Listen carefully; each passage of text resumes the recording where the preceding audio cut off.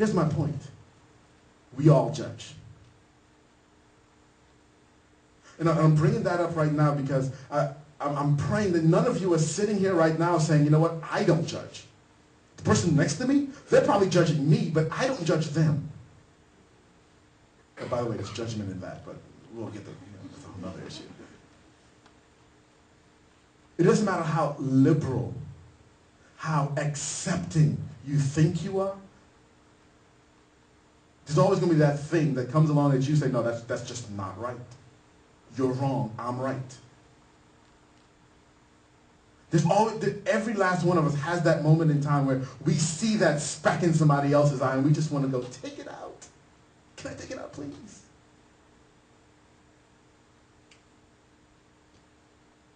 And God says to love. And God says, while you were still a sinner, I loved you more than you could imagine.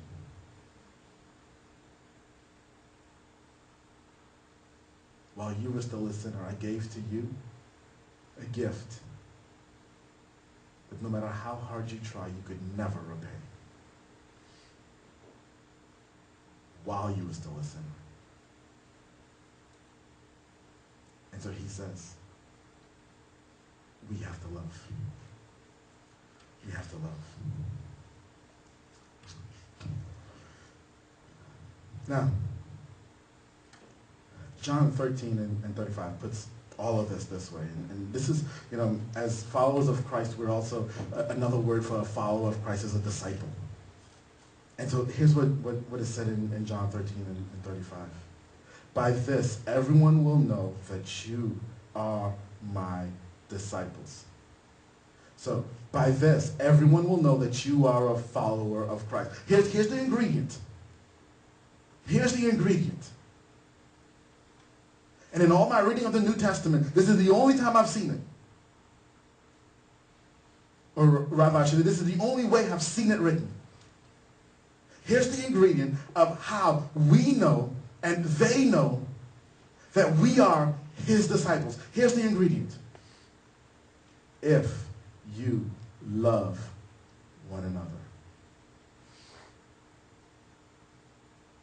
If you love one another. It didn't say anything about whether you were out holding up a sign that says, God hate fags. It didn't say that you had to come and take a Bible and smack it upside someone's head who has done wrong. It didn't say that you had to gossip and talk about people behind their back. It didn't say you had to ignore people. It says very simply, they will know you are my disciples if you love one another. Very simple.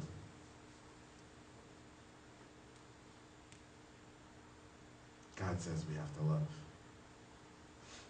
Not only does he say we have to love, but he also says that part of love is being merciful. This is something that we have to get.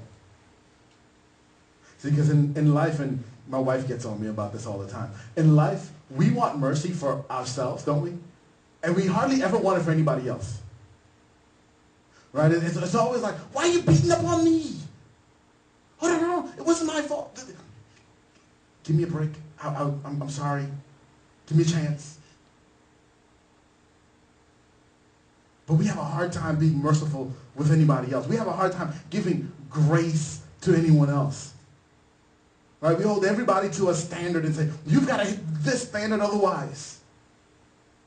But when we don't hit the standard, it's always a, hey, can I get a pass? Can I get a pass? Right? So he says here in Luke 6 and 36, be merciful just as your Father is merciful. Have mercy. Have mercy. Over the summer, we're probably going to do a series on mercy and look at a parable that Jesus told about how to be merciful and about a guy who wasn't merciful. But we've got to learn to be merciful with each other and continue to love one another, because By this they will know you are my disciples, if you love one another. If you love one another. Now, here's the deal. Here's the deal. You may be sitting here today and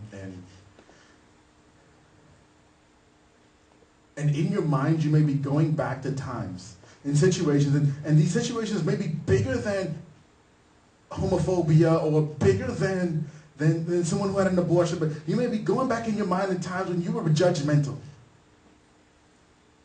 When you didn't show that good love. Here's what you got to do.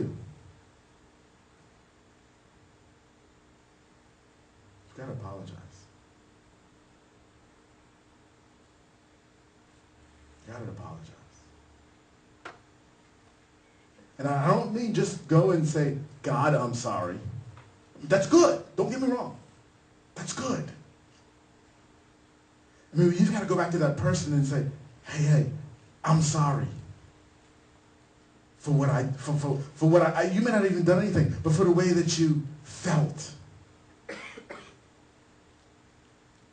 You got to go back and make that right. And here's this, and I'm going back to something that I said earlier.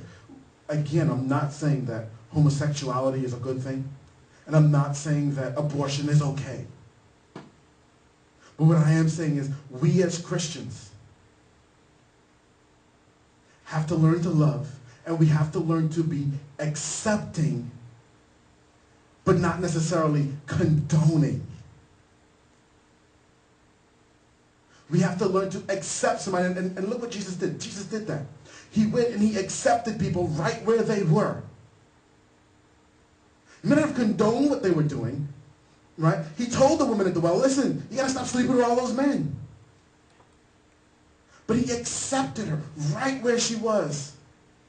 I said, I'm going to love you right here. I'm not saying what you're doing is right, but I'm going to accept you because you are a child of God.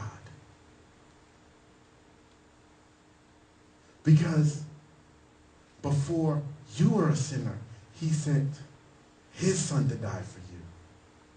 Because he knew you before you were born, just like he knew me. So we have to learn to accept who they are in God, but not condone what their behavior is. And for anybody who has kids, y'all get that. Most of you don't reject your children. You don't condone some of the stuff they do, but you still accept and love your children. It's the same thing. It's the same thing. So, this week, if there is somebody, and I'm sure for all of us there is, if there's somebody that you have judged, if there's somebody that you've been unfairly too harsh to, stop for a moment and examine yourself.